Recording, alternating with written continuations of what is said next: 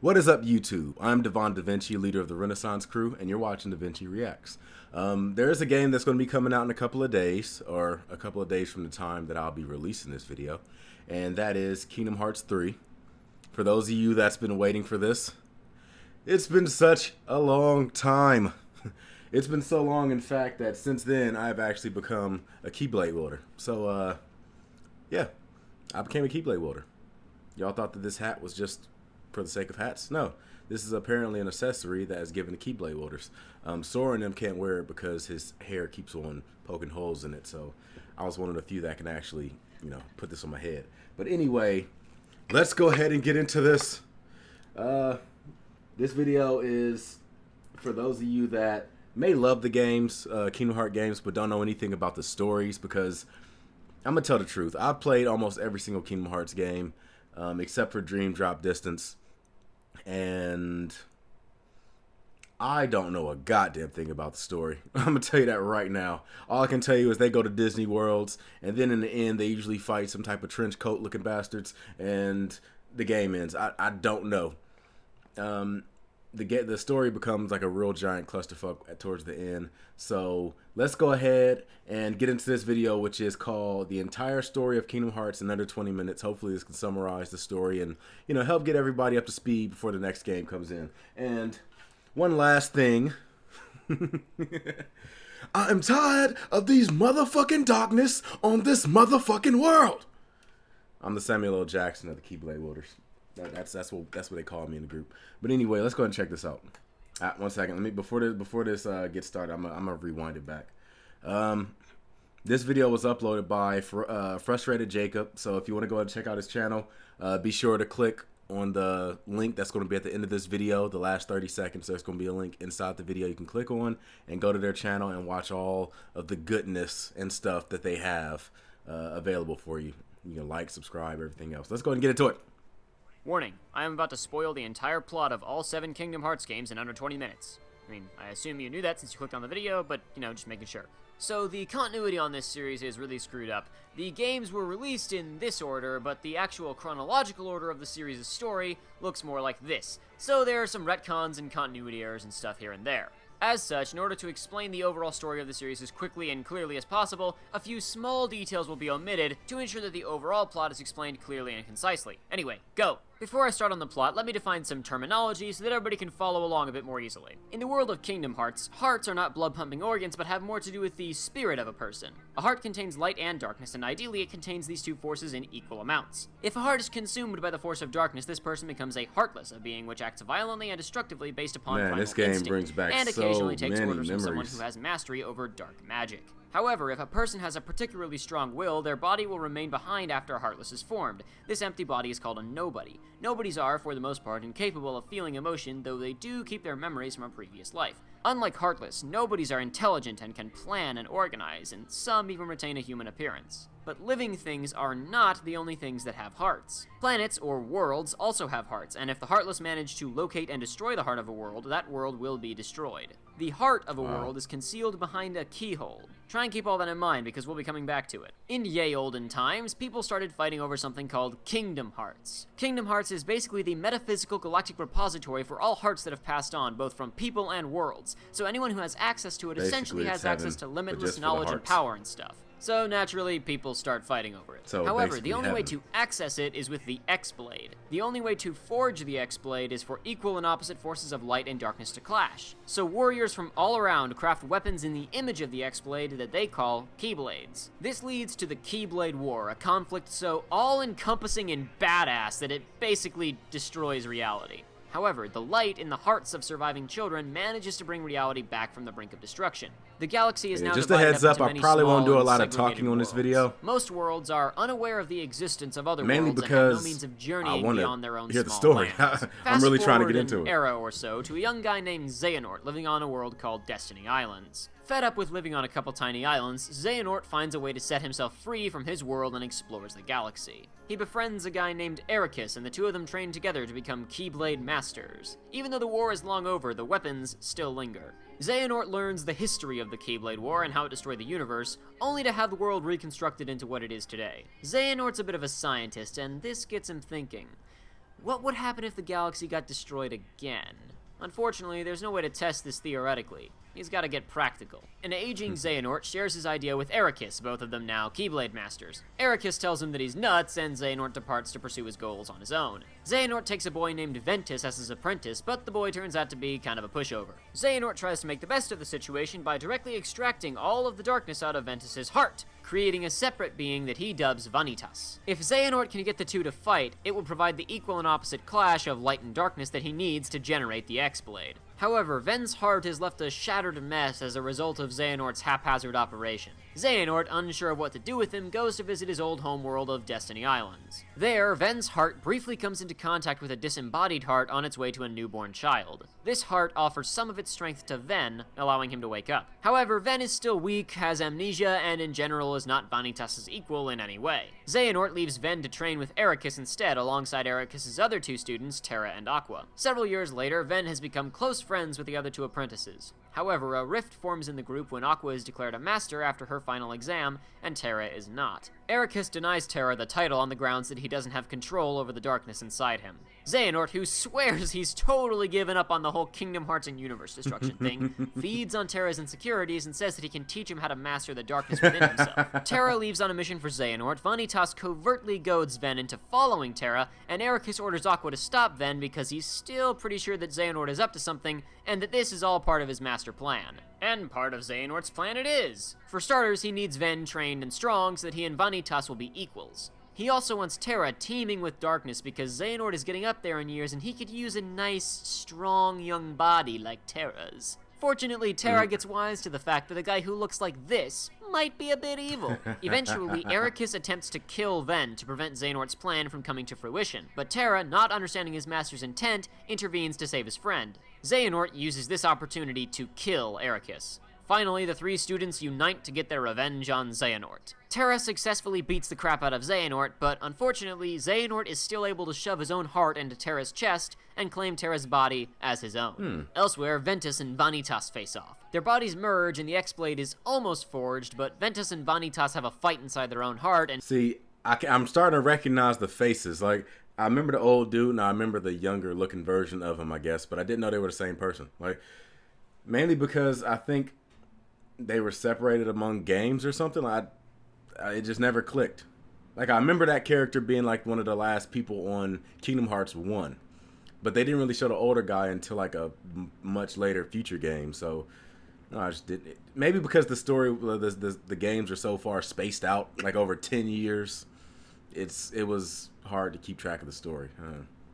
Ventus wins, destroying the X-Blade. Unfortunately, their fight is so radical that it literally shatters Ven's heart and he goes comatose. Aqua only makes it out alive through the help of another Keyblade Master in training, King Mickey. Mickey's master, Yen Sid, is unable to help Ven, so Aqua decides to hide her friend's body until he's healed. She also inherits Ericus' Keyblade. Aqua runs into Xehanort, now possessing Terra's body. She fights with him in an attempt to free her friend, but ultimately fails. Aqua is trapped in another realm with no way out, and Xehanort is left on a world called Radiant Garden. Here he is found by Ansem the Wise, the leader of Radiant Garden and a scientist with a great deal of interest in the heart. Xehanort becomes one of his many apprentices, feigning amnesia to gain the scientist's trust and sympathy. Meanwhile, a young boy on Destiny Islands by the name of Sora feels a disturbance. Sora! You see, the heart that helped Ven out before was Sora's heart, and Sora's heart still has a connection to Ven's. He can tell something is amiss, so he offers refuge to Ven's damaged heart so that it can heal up. Meanwhile, King Mickey is flying around the galaxy and fighting evil and stuff. He befriends Ansem the Wise, Fighting but evil both by of them are moonlight. growing wary of Xehanort, who wants to push his Winning love by experimentation on the daylight. heart further. Eventually, the apprentices overthrow Ansem and take control of Radiant Garden themselves. Ansem survives this coup and escapes, but Xehanort is now free to experiment as much as he likes, and he starts using himself and the other apprentices as test subjects. Xehanort decides they'd all be better off as nobodies, since they wouldn't have to worry about pesky emotions. So they all turn into nobodies, and Xehanort actually gets a special humanoid Heartless instead of the normal monster-looking one. This Heartless decides to call itself Ansem, for the sake of providing a plot twist later in the series. Because doing this recap with two characters who have the same name would be stupid, I'm gonna call this Ansem, and I'll call this Ansem Billy Zane. Because he was voiced by Billy Zane in the first Kingdom Hearts game. It's a layered joke. So a little while later, a lady named Maleficent is looking for a new place to live because Aqua's screwed up her last gig. She gains the power to command the Heartless and leads an attack on Radiant Garden. Most of the citizens are killed, but a few, including Sid, Squall, Cloud, Yuffie, Aerith, Tifa, and Merlin, all manage to escape to another world called Traverse Town. A young girl named Kairi is temporarily lost in the void between worlds, but she eventually washes up on the shore of Destiny Islands, suffering amnesia and knowing nothing of the world she came from. Alright, I'm starting to get a little bit lost. I'll probably go back and watch this again after this is over and check it out a couple of times, make sure I got everything right. But yeah, it's a lot of information coming at you. One second. The internet is... I don't know if it's the internet or if it's just the video. Eventually washes up on the shore of Destiny Islands, suffering amnesia and knowing nothing of the world she came from.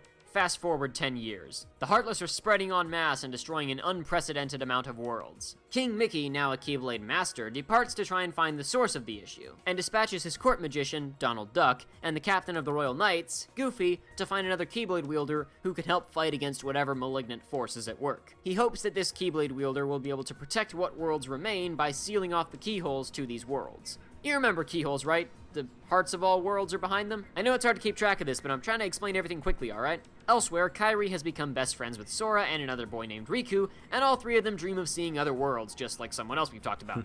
Unfortunately, the Heartless destroy Destiny Islands, and Sora wakes up on Traverse Town, unsure if anyone else from his home even made it out alive. In the last 10 years, Traverse Town has turned into a refugee camp of sorts for those whose worlds have been destroyed by the Heartless. Sora soon discovers he has gained the ability to wield a Keyblade, and Donald and Goofy find him and convince him to accompany them on their adventure. They discover that the Keyblade can be used to seal a world's keyhole, meaning they can protect worlds from being destroyed by the Heartless. They travel around sealing the keyholes of various worlds, and Sora doesn't give up hope that his friends are still out there somewhere. Eventually, they bump into Riku, who is now working for Maleficent in hopes of restoring Kairi's heart. See, he managed to find Kairi's body, but for some reason her heart has gone missing in the aftermath of Destiny Island's destruction, leaving her effectively lifeless. But wait, you may be saying, when someone loses their heart, don't they become a nobody or some junk? Well, you're right. You see, unbeknownst to Sora or Riku or even Kairi herself, Kairi is one of the 7 princesses of heart. 7 maidens whose hearts are full of pure light. They have no darkness inside them. As such, Kairi is incapable of generating a heartless or a nobody. Maleficent wants to get Kairi's heart back since she's going to use all 7 princesses to access Kingdom Hearts. Yeah, a long story on how that one works, I won't get into it. The heroes head to the ruins of Radiant Garden and beat up Maleficent, but as Sora reaches Kairi, he's cut off by Riku, who is looking especially evil and possessed today. Turns out Billy Zane was actually behind Maleficent's whole scheme to access Kingdom Hearts, and he was using her to continue the work his original self, Xehanort, was so hell-bent on. Billy Zane reveals that Kairi's heart wound up inside Sora during the destruction of Destiny Islands. Sora uses a special weapon to release both his and Kairi's hearts from his body. Remember this because this is super important. Kairi's heart returns to her body, but Sora is transformed into a Heartless. Riku breaks free of Billy Zane's control long enough to hold him back, allowing Donald, Goofy, and Kairi to escape. The Heartless form of Sora catches up, and Kairi restores him to his human form, because she's a princess of heart and has light magic? Man, I don't know, just roll with it. Billy Zane banishes Riku to the realm of darkness. Fortunately for Riku, King Mickey is already there as part of his mission to stop Billy Zane. He asks Riku to team up with him. The heroes discover that Billy Zane is destroying worlds to summon, you guessed it, Kingdom Hearts. Specifically, he is after one of 3 Kingdom Heartses. Oh yeah, did I forget to mention there are 3 of these things? Well, there's the one true Kingdom Hearts, the one we've been talking about previously that's a repository for all the hearts of worlds and people. But there's 2 lesser Kingdom Heartses, one that contains the hearts of all worlds and one that contains the hearts of all men. Look, man, don't ask me, ask the people who wrote this game. The destruction of so many worlds has created a wasteland called the End of the World, a dark conglomeration of all the worlds the Heartless have destroyed. Once enough worlds are destroyed, and thusly enough of them are all gathered in one compact place, a door that leads to the hearts of all worlds will appear. Billy Zane believes that everything at its base nature is dark and evil and so on, and thusly reasons that Kingdom Hearts should be full of darkness. He's in for a nasty shock when he opens the door and is killed by a direct blast of light. Haha, idiot, killed by the power of peace and love. But as it turns out, Kingdom Hearts is actually in the realm of darkness somewhere, and there's now an open door leading right to it. Just as a bunch of powerful Heartless from the realm of darkness come lumbering towards the other side, Riku and King Mickey show up. Turns out this door can only be locked from both sides. Mickey and Riku seal themselves on one side, while Sora locks it from the other. Now that they've killed Billy Zane, destroyed the end of the world, and sealed up Kingdom Hearts, the worlds that were destroyed by the Heartless spring back to life. Kairi has to go home without Sora, though, who aims to find and rescue Mickey and Riku alongside Donald and Goofy. Okay, so remember how I told you that this was important? Well, when Sora and Kairi's hearts left Sora's body, that actually created two separate nobodies. They're both weirder than normal nobodies, though. The one generated by Kairi's heart is a girl named Naminé. Since princesses of heart normally can't even make nobodies, she winds up with some weird powers. She can manipulate the memories of Sora and those important to him. Also, unlike other nobodies, she actually has feelings, maybe? It's unclear. The other one is Roxas, who is generated by Sora's heart and Ven's heart, which, remember, was inside of Sora's heart. See, I always thought Roxas was the same as the guy from Birth by Sleep. Is that what the game was called with Aqua and Terra? I thought that they were the same character. See, And yeah, I know, my brain is about ready to collapse too. Since Ven's heart was involved, Roxas looks exactly like Ven. That's also, why I had him has confused. Feelings, maybe? It's unclear. By this point, all of those apprentices from way back when have been nobodies for about 10 years. After a decade of not being able to feel emotion, they've decided that maybe this wasn't their best decision. They, along with other nobodies that they've recruited, form Organization 13, and they work to get hearts and be human again. Two recent recruits to the organization, Larxene and Marluxia, decide that they want to overthrow the organization's leadership. For reasons? And they figure that Sora would be helpful. Marluxia lures our heroes to Castle Oblivion. There, he forces Naminé to manipulate Sora's memories along with the memories of Donald and Goofy. Eventually, they forget almost everything about their lives before they arrived in Castle Oblivion, and Marluxia forces Naminé to plant some fake memories to try and trick Sora into following Marluxia. Naminé manages to warn Sora of Marluxia's scheme, and Sora beats the bad guys. Naminé offers to fix the trio's memories, but warns them that it'll take a whole lot of time. They agree to do it anyway, and she puts them into stasis so that she can put their minds back together. Meanwhile, Riku and Mickey escape from the realm of darkness with the help of a man named Diz, who totally is not secretly Ansem the Wise in disguise. Riku is feeling pretty sorry for himself after all the stupid stuff he did in the last game, but the past just won't let him go. No, really, like, there's a ghost of Billy Zane living inside him, and now Riku has all these crazy dark powers. However, Riku beats up the Billy Zane ghost and decides he's gonna do the best he can to use his new dark powers for good. Elsewhere, Roxas is recruited into the ranks of Organization 13. Xehanort's nobody, Xemnas, has become the leader of the organization, and he's planning on getting everybody new hearts using Kingdom Hearts. Shocker. This time around, though, he's using the Heart of All Men, and the plan is to fill it to bursting with hearts. Hopefully, Kingdom Hearts will be grateful and grant them all hearts in exchange. Yeah, apparently Kingdom Hearts is sentient. I don't get it either. But to fill Kingdom Hearts, you need a Keyblade. Double shocker, right? As it turns out, while you can technically defeat Heartless with conventional weaponry, they aren't truly and permanently defeated unless you do it with a Keyblade, because it frees the heart inside the Heartless and delivers it unto the Heart of All Men. Fortunately, Roxas, being the nobody of Sora, has a Keyblade. Thusly, it's Roxas's job to kill Heartless and fill the Heart of All Men. Well, Roxas and also a girl named Xion. Xion here isn't actually a real girl, though. Unbeknownst to most of the organization, even to Xion herself, she's a replica, basically the Kingdom Hearts version of a test tube baby or a clone. Xion can use a Keyblade because much of the data that was used to construct her is made up of memories that the organization stole from Sora. Once again, don't ask how on earth they did that, because I haven't got a clue. Xion starts to have dreams about Sora since she literally has his memories stored in her brain. Seeking answers, she encounters Riku. Riku is now working for Diz, who still totally isn't Ansem the Wise in disguise. Blind. Diz is trying to help Naminé restore Sora's memories, but she can't finish since Xion has some of Sora's memories inside of her. Turns out that was part of the reason the organization made Xion at all, to prevent Sora from waking up. Riku tries to convince Xion to sacrifice herself to wake Sora up, but Xion can't commit because she's made friends with Roxas and another member of the organization, Axel. Yeah, Axel is this redhead, and he has feelings. Maybe? It's unclear. But after about a year's worth of killing Heartless and eating ice cream, Xion defects to go along with Riku's plan. Roxas defects for his own reasons shortly after she does. However, Xemnas recaptures Xion and decides there can only be one, either her or Roxas. Xion agrees to fight, but she doesn't plan to win. She plans to let Roxas kill her, thusly returning her to Sora. Xion gets her wish. Roxas kills his best friend in self-defense, and the memories stored within her return to Sora. Roxas, on the other hand, finally understanding the full scope of what was going on,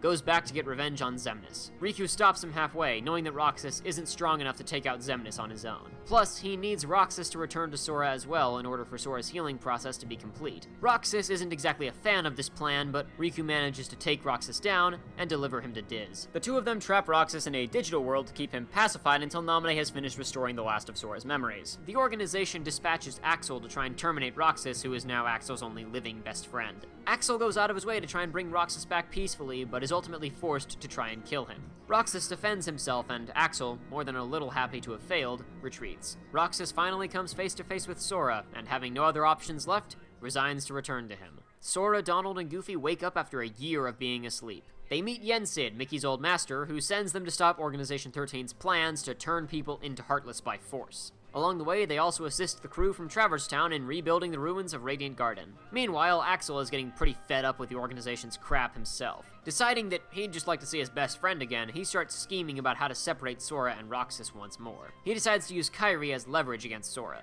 Kairi is still back on Destiny Islands when Axel shows up offering to take her to Sora, but she's suspicious. He eventually kidnaps her, but doesn't have her for long. Another member of the organization, Syax, also wants to use Kairi as leverage against Sora, since they still need him to kill a bunch of Heartless to fill up the hearts of all men. Syax imprisons Kairi instead. Sora, now aware that the organization has Kairi hostage, eventually finds a secret path to their lair. On this path, he, Donald, Goofy, and Mickey are ambushed by nobodies, but Axel appears. Feeling remorse for what he did to Kairi and feeling the same emotional connection to Sora that he did to Roxas, he kills all the nobodies in a single kamikaze attack. As he fades away, he points them towards the organization's stronghold in the world that never was.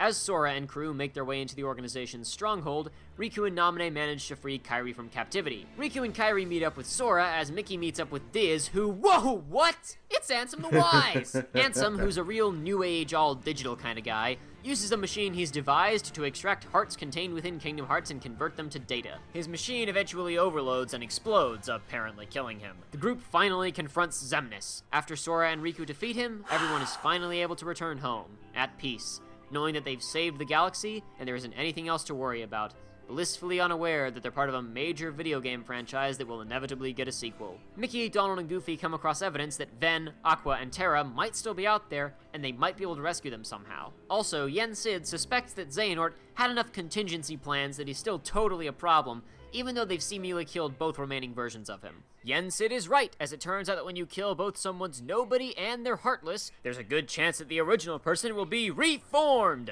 Don't even ask me how this is supposed to work. I'm pretty convinced it was only done to bring back fan-favorite characters from the organization. But anyway, several members of the organization are revived in their old human forms. Makes you wonder why they even bothered with Kingdom Hearts when the real solution was just to kill all Heartless and then kill themselves. What I'm saying is that this game is stupid. But anyway, aside from the fact that the original Xehanort is now being reformed because Billy Zane and Xemnas are both dead, he can also time travel. That's right, kiddies! Xehanort learned how to time travel from a future version of himself, and oh wow, this game is really stupid.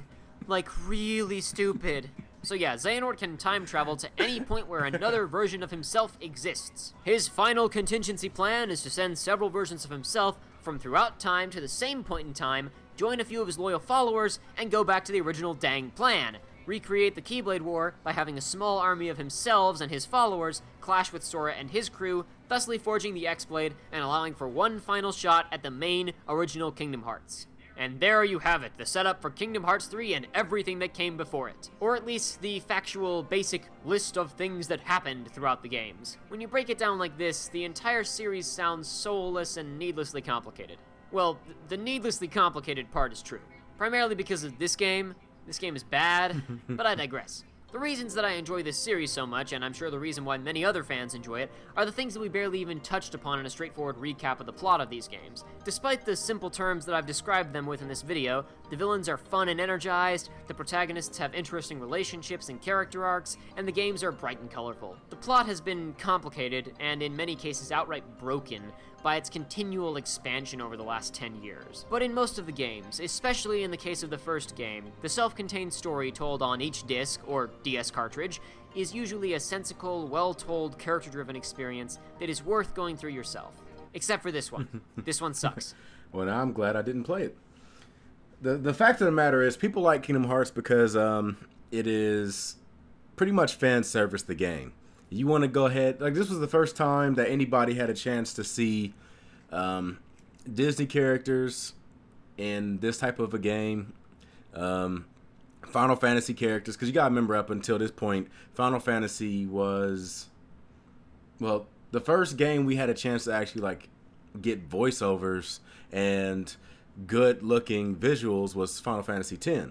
So all the games before that were a little bit technically behind, and it was all text based. Like there wasn't any type of voiceovers or anything like that. So this was the first time that we had a chance to like see well, Leon, but Squall and Cloud and all these other characters in 3D and be able to hear what they sound like and stuff like that for the first time. I'm sure everybody remembers the first time they saw Sephiroth when you beat the what is it called? The Coliseum. When you beat the Coliseum and they have the optional bosses where you fight the Titans from Hercules and stuff, the very last boss or hidden boss is Sephiroth. So it's the first time you have a chance to see him and hear his voice. And for me, that was like a huge revelation. Like I tell you guys, my reaction to Final Fantasy VII Remake was big. When I first saw Sephiroth was the boss on that game, my reaction was fucking crazy. And then my reaction was a little bit more negative when I saw how tough of a boss he was. But that's a whole nother point. Let this be a lesson for anybody that plans on writing a story in the future. Never make your story span across different games, on different medias, on different systems, and doing it over a period of like 10 years. That's not going to end well. And then on top of that, you have characters that look the exact same or close to the exact same with the exact same name, but they're slightly different and they play different roles in the story. That's the main reason why I got so confused, because so many of the characters look the same or similar, and they're not. Like, I didn't even know that Roxas and Van were different people. I just thought that maybe they just called them something different. And like, yeah, like, I don't know. I mean, there are other videos that go over the story of Kingdom Hearts. There's one that's actually like 40 minutes long, but as you guys know, it's too long for me to react to. But if you want to, go ahead and check those out. They got all kinds. Just type in or Kingdom Hearts story, and it'll pop up. But anyway, that's pretty much it. I hope you guys enjoyed it. If you did, make sure you hit that like button, subscribe, and share. That's pretty much all I'm going to do. I'm going to try to get into something else, and hopefully I will see you guys on my Kingdom Hearts 3 stream when it eventually comes out. I'll be playing it on Twitch. And right now I'm playing Resident Evil 2 Remake on YouTube, so you'll probably see that. Well, at this point it'll already be up, so you can watch the archive or check me out later when I stream it again, which will probably be tomorrow. But that's pretty much it. So I'm Devon DaVinci, and I'm glad that you guys came through, and hopefully I'll see you on a future video. So deuces.